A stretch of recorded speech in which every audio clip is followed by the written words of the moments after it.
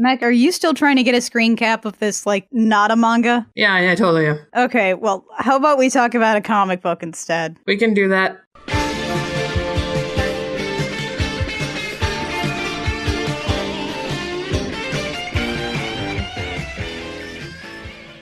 Hey there, Internet. I'm Annie. I'm Kit. I'm Mac. And this is the Gem Jam, where we do an episode-by-episode recap of the 1980s cartoon Gem and the Holograms, because both it and the comic are truly outrageous. Oh god, you took that screen cap. Now you're doing this? Let's try to get back on track, maybe a little. Mackenzie, no! Okay, I'm done. It's time for the stingers. The stingers yet remain. They are still entering. They are almost entirely through the door. Still got a little bit to go. Just got one more issue after this. Turns out it's a 5-parter. And then they'll be here. Yeah, this is Enter the Stingers Part 4. We have our regular team on this. Kelly Thompson, Meredith McLaren, and Victoria Roboto, all of the good folks. Before we get into this, we should probably mention that last episode we were kind of talking about how it seemed like there were some limitations that had to be sort of reworked on this arc and sort of stuff that had to be salvaged. And Kelly Thompson actually reblogged that episode on her Tumblr and expanded on that a little. She talked a little bit more about that. I don't remember if we've reblogged that to ours or not, but either way, you should definitely go look at that. It's a really interesting look into what kind of things you have to do as a comics writer to make things work. Especially when you're doing work for hire and you don't actually own anything you're working on. Yeah, but it was really interesting, and I definitely give that a read if you haven't already. Because actually, since we recorded that last episode, and when we're recording this one, some news has happened about the comic. Yeah, the news consists of both the Misfits and talking about the Jim and the Holograms comic, and it's that there's basically not much left of either of them. It sounds like a cancellation, but they say that there's going to be more Gem and the Holograms afterwards, so maybe it's just starting over from a number 1, but they're not saying that it's starting over from a number 1, they're just saying it's something really exciting. We do know that it's not a cartoon. We know that Misfits was originally planned for a 5-issue series, so that's fine. And that our next arc is a 3-issue arc, and that's going to be it for the Gem and the Holograms book in this form? So yeah, we're slightly terrified. We don't know what this means. Gem is still happening in some faculty, but we're apparently not going to hear much about this until March, so, we'll just be chewing on our nails until then, really. We're recording this in, early February, so we've got about 20 something days to have a heart attack. So good. This is fantastic. We're fine. How are you? But at least until then, we have a lot more comic to talk about to hopefully tide us over. So, comics, won't we? Comics. Enter the Stingers, issue 4. Who wants to catch us up? So, in a previously page, first we've got all the girls in the Holograms practicing with Fox. We've got Regine and Shayna having a terrible time as interns. But the important thing to note from those two is that Shayna tried calling home, left a very sad and depressing message, and then Fox deleted it, so the girls had no idea how terrible of a time Shayna was having. Yeah, so this is when we find out that Fox is definitely evil. Then we go over to the Misfits, talking about how Fox is implanted in evil, and how they have to go in as waitresses, and how Roxy doesn't like that because she is illiterate and kind of as a waitress, you need to be able to read things. And then we go to Rhea talking to the best dad in the world. Mr. Alonzo is incredible. And then we go to my beloved Riot, who is gushing about how much he loves Jim and how amazing she is. And everybody else is like, you need to calm down. You just met her. She's not that great. And he's like, no, she is great. And he's got hearts coming out of his face. I think you just completely blew out your own levels with that. Probably. And then we've got Aja talking to Jerrica and being like, Jerrica, you and Jim are the same person. You need to separate them. That's kind of weird. And our final panel of the previously page is Aja's just, I am deeply unsettled by everything face. It's a good face. McLaren's very good at those sorts of deeply unsettled faces. I love all of her faces. I especially love her Peanuts faces. All right, so speaking of, Peanuts faces, let's go to maybe one of my favorite opening pages for a Gem book. We're about to have, 3 different sequences of everybody crowding in front of one mirror to put on all of their makeup and get ready. Guys, you have a really big house. This mirror alone probably extends at least, 8 feet. over. You guys don't need to all use the same mirror. I'm pretty sure you guys don't even have to use the same bathroom. I also love, like, everybody's costumes, but especially Aja's, like, Shadow of the Colossus mask. God, right? Aja looks like she is walked right out of some kind of JRPG, and she's the cool character. She gets to be, like, the main character. Kimber is, like, 100% Bowie. And Fox is wearing a fox mask. Yes, of course. She knows who she is. Yeah, she knows who she is. She knows what she's doing. She's okay with that. And JEM is basically just completely covered in feathers. And not having a great time. No, she is not looking great. I'm not even sure if she's, like, looking over at Fox and being worried, or if she's just looking away and being panicked at all times. She's not having a great week. No. What matters is then we go to my handsome boyfriend. Okay. It's right before the masquerade ball, by the way. So the stingers are all set up. The most important one in the whole picture is Riot, and that's why we can see almost all of him. He's wearing a crown. He looks kingly. Like he just stepped out of, like, a Tale of Genji thing starring a white person, because whitewashing. Maybe don't compare him to Genji. Just putting that out there. Maybe not. I don't know. Riot does sleep with a lot of people he's not supposed to. You got me there.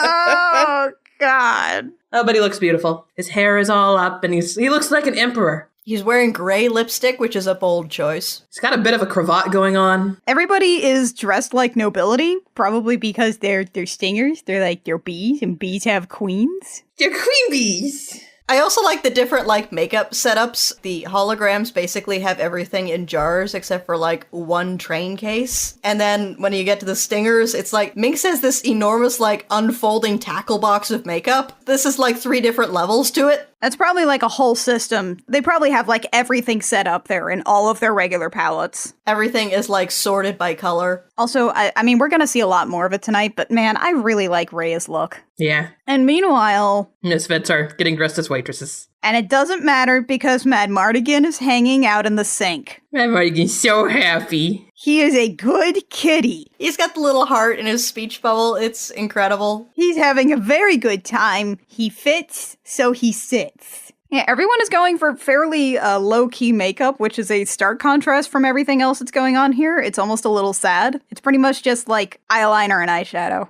At the same time, though, they're very visibly still the Misfits. Like, they're wearing dinky little domino masks that is not going to hide anything. And also, all their makeup is literally scattered all over, which is what you'd expect from the Misfits. It's true. These are not people who enjoy sharing one sink. Or enjoy being, like, neat and gathered and collected. I also really like that as we're going on to sort of each of these text boxes about all of the characters to introduce everything with just like a little bit of who they are, what they're into. We also have just a question mark with Stormer, aka Mary Phillips, currently MIA. And then we get like just this 9-panel grid of all the different bands getting ready. Yeah, I like this because you can kind of read it both top to bottom and over in columns and in rows left to right, depending on sort of how you want to have this scene paced. You choose the reading order. Oh, look at Riot. Blaze is very, very nervous. She is so sad and upset about things. Our poor baby. Like, Stormer's not here and she's 85% of our impulse control. I can't handle this pressure. Meanwhile, Kimber does not want to trip in her cute outfit. Meanwhile, Rapture is like, why are we performing at an event at which we're guests? We should be waited upon. Roxy is still very unsure about the whole waitressing thing.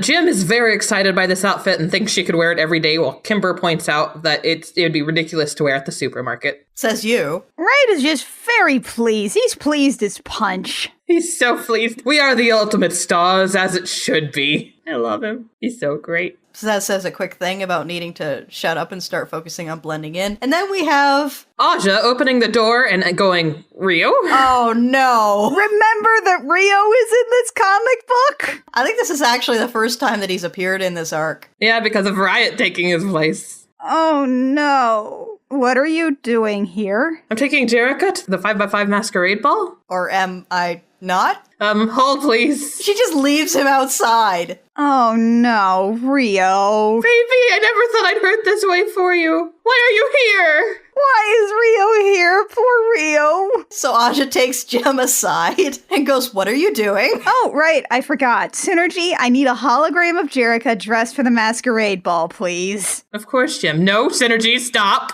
And then both of them say in unison, what's wrong, Aja? Which must be terrifying. Tell Synergy to make the Jerica hologram go away right now. And Aja's like, this is bad. These are bad ideas that we are having. These are super bad ideas. You promised you would stop trying to be two people. And we agreed that you have to break things off with either Riot or Rio. I forgot. You're right. We mentioned at the end of the last episode that the end with Fox poking around with the jukebox is never followed up on. And we have here them talking about conversations that we never got to see. It feels like there's like an entire issue missing from this arc, which it turns out may actually be the case. It's disappointing, but I guess you gotta work with what you're given. I mean, that's work for hire. Yeah, and you'll have to leave things behind at that point. So Jerica/Jim's like, what do we do right now? And Aja's like, all right, so tonight I'll tell him you're sick. You forgot to call him. I'll apologize. And if you start getting confused again, I want you to come to me immediately. And that's what they do. Jerica has a cold, like a big cold. And Rio, prince that he is like, oh, I don't care about that. I don't care about her not going. I'll go take care of her while you guys are gone. I'll make her some soup. And I'm like, nope. No, she's asleep. She doesn't like to be fussed over when she's sick. She likes to sleep through. Plus, she's all snotty and gross, and she'd kill me if I let you see her like that. That's dumb. I agree. Listen, you're welcome to come with us anyway if you want to. And he's like, he doesn't want to go if Jerica's not going to be there. And oh, god damn it. Also, you're a rock journalist. What are you doing? Oh, the coverage he could have gotten on this event. The coverage he could have got on this event, but he's trying to be a good boyfriend, and oh my god, Rio. He just cares about Jerica. Why do I like him? I'm having Rio feelings. We're not supposed to have Rio feelings. It's been 23 issues and I can't deal with having Rio feelings. Meanwhile, inside the limo, it does another one of those like cool sort of cutaways, like what she did with the car to a lesser extent in what was that, like issue 2, I think? Of this arc, yeah. Fox points out that Jerica didn't seem sick this week, and everybody else kind of looks away and goes, yeah, it came on fast. Meanwhile, in Milan, Italy. It's time for Shayna and Regine's fashion show. And it's so good. I really like this scene. Oh yeah, it's so good. Oh, they just look very good, and Shayna is very sure the police are going to shut them down. And I really like Regine and Shayna going back and forth here, because Shayna's like, I still think your pink dress should close this out. You think? I do. Okay, then let's lead with your green one. I love that one. Yeah, it's nice to see her having someone she can work with who is also sort of in that same mindset, and to see that they sort of support each other in that, and it's not like a competition. And then we have our fashion show. We start with the green dress, and we end with the pink. We've got like a nice sort of ambient music effect, with this blue that goes over the whole page that's like all these big white gutters and everything and a lot of borderless panels. It's very pretty. I still really like the way Meredith McLaren draws clothes and how they lay on people. I like how in one of these dresses, the print on the fabric actually continues onto the model's skin. It's a good look though, right? It is a good look. I would wear the hell out of that dress. I would like to wear a lot of these, but they're all maxi dresses, and they don't make maxi dresses for women who are 5'1". They do. You just sort of have to puddle there on the floor. I'd have to have a little urchin to carry my train. Everything looks really solid.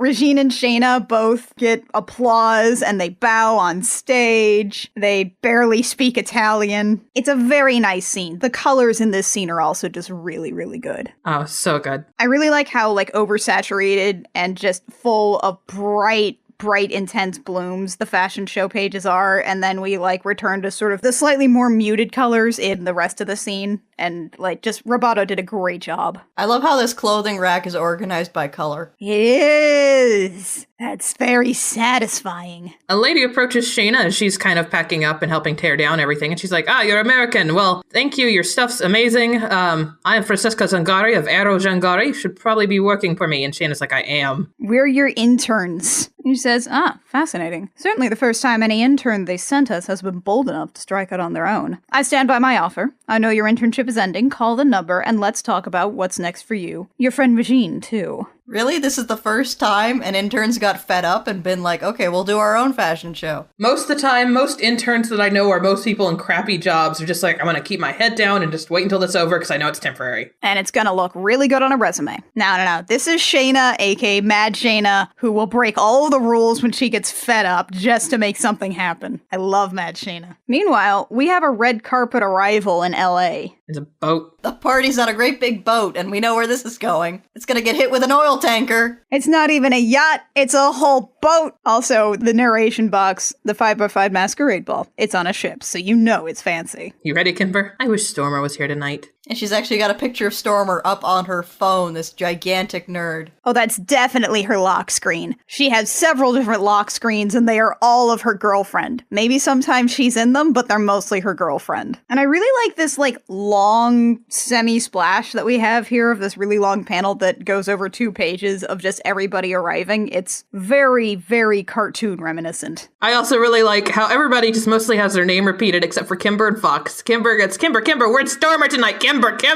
I also like that we get to see full body shots of everybody's outfits, including Fox's outfit, which, oh my god. Fox looks like the hero of a Regency-era lesbian romance novel. It's amazing. I was trying to figure out how to describe it. All I had was Regency. That's perfect. And then our next page has a bunch of other stuff, but most importantly, it has Riot looking adorable. That's at the bottom of the page, though. Yeah, because the Stingers are already here. They're already enjoying way too many hors d'oeuvres or hating the hors d'oeuvres. And Riot's, of course, like, I wonder where Jim is. I wonder when Jim's arising. I would recognize Jim anywhere. And they're like, it's a masquerade ball. You might not. I would recognize her. There she is! He says in probably a high-pitched squeal. Oh god, he has his little hands up and little excited fists, like when Wallace is thinking about cheese. Rapture just sort of throws a plate of hors d'oeuvres. Riot, come back! We have to go on stage in 5 minutes! You're making a fool of yourself, says Minx. Rhea just sighs, Rhea in her little cape. Riot immediately rushes over to Jim, where he's gushing, Jim, my love, you look spectacular, an absolute vision. Oh god, there's all these hearts around him. Oh, he's so cute! Then she says she can't see him anymore, and he gets these enormous puppy dog eyes. And he's just sitting there staring at her. Just tiny little frown, gigantic puppy eyes. Oh, he's so cute. Riot's mood swings are the best part of his appearance in this comic. There is no progression from one to the other. He is just instantly. And he's just so into her. Oh, he's so into her. Well, why wouldn't he be? She's perfect. She is a 9-foot tall pink goddess. She's also way taller than him, which is always adorable. Oh, I love it. And then the Stingers get called up on stage before Jim can explain something. Then we have all the misfits. Who are very clearly the misfits despite their masks and waitress outfits. They're all hanging out together as the misfits. They're not even being very good waitresses. Pizzazz at one point hisses at someone who wants to grab a mini quiche. Also, just as a note, really good job on background characters and background diversity in this. At least, having lots of different types of people, even in crowd shots. They're no crowd scene punks, but I'll take them. I like the little hijabi woman off to the side on the first panel of this page with the domino mask on. I feel like that should be the next Robin costume. Oh, heck yeah. That would be awesome. Blaze, meanwhile, is so what is our plan? I feel like we got an issue cut somewhere here, and we've had to sort of make this work. What are we doing? Just be where you're supposed to be when you're supposed to be there, and everything's going to be fine, Blaze. And then an actual waitress tells them to mingle and serve things. And they all just glare over at her, except for Blaze, who looks confused. And terrified and apologetic. Oh, honey. Then the waitress takes all the plates that they have, and she's in the foreground on the next panel. She's got 2 trays balanced on her shoulders and one in her hand. And she looks like she has just looked into the abyss and it blinked. And then Riot gets on stage, and he's beautiful. Of course he is. And he goes, thank you for such a warm welcome, and as a token of our gratitude, we'd like to play for you our new song and our soon-to-be hit single, I'm sure. It's called The Queen, and I'd like to dedicate it to my special lady. You may all know her as Jim. Oh, God. Oh, he's so beautiful. And she's so guilty looking. And then we get a whole page of Rhea just, again, we talked about this last time, just Meredith McLaren is so good at just showing this high energy drumming. It looks so good, and we get a whole page of it. And yet you can see that she's not into it. Oh, yeah, because when we get in that last panel there, part that it's just Rhea in sort of this gray void, like all the colors suddenly mute and she just seems so upset and it just such a good job. And I love her dress and her outfit in general. It's so good. With her little cape, her little embroidered cape. I love her little cape so much. Meanwhile, backstage, we're all kind of panicking. Jim, are you all right? Aja asks as Jim is feeling very sad and because of what just happened with Riot. And that's when everyone ready? Yep, yeah, Fox? And Fox kind of shrugs and goes, yeah, I don't think so, and tosses her drumsticks down. This is her master evil plan, is just to dip out on the band right before they play? And embarrass them? I don't know, Fox. I feel like you could have gone harsher. There's also a notable thing here whenever Riot at the end goes, nobody has that gleam, just you, my queen, with emphasis on my. Fox is like, well, there's something clearly going on with you guys, but you're a mess and you'll flame out with or without my help, so I'm just gonna dip out on you guys. Bye! She also does say, like, you do have some bizarre secrets I wish I had more time and issues to get to the bottom of, but here we go. I do really love her, like, evil anime villain face. She's definitely about to, like, lick a knife and go, hoo hoo hoo hoo hoo hoo. And she finishes that off with, and by the way, Pizzazz sends her regards. And that enrages Aja. Oh god, Aja has fire coming off of her shoulders. She has red eyes. She is about to kill someone. Hey ladies, you ready? You're on in 60 seconds. Oh god. Jer, what do we do? Jem? To be continued. I mean, I'm sure if they just went up on stage and said, our drummer dipped out, it would not be such a huge problem. I don't know. I mean, we are talking about 5x5 Records, which is run by a woman who is... At least isn't the type to be like, oh, so your drummer left you right beforehand? You should have gotten a better drummer. What do you mean your drummer's evil now? What? Good job breaking your contract, okay? There's the door. We're sailing right now, so you're just gonna have to jump into the bay. Have fun drowning. And that is our issue. It was a good one. That is Gem 22. Surprise, we're actually going to wrap up the next one with a 23. That'll be our 5-part series of Enter the Stingers. It's definitely been a bit of a troubled arc so far, but I think that with everything considered, it has been done as gracefully as possible. I don't have any super major complaints, considering the extenuating circumstances. Yeah, I mean, it's still a really solid book. It's still, like, well done. It's just you can see the seams where stuff had to be switched around and removed and such. And I mean, that's what we have fan fiction for. I have fond hopes and dreams, but honestly, if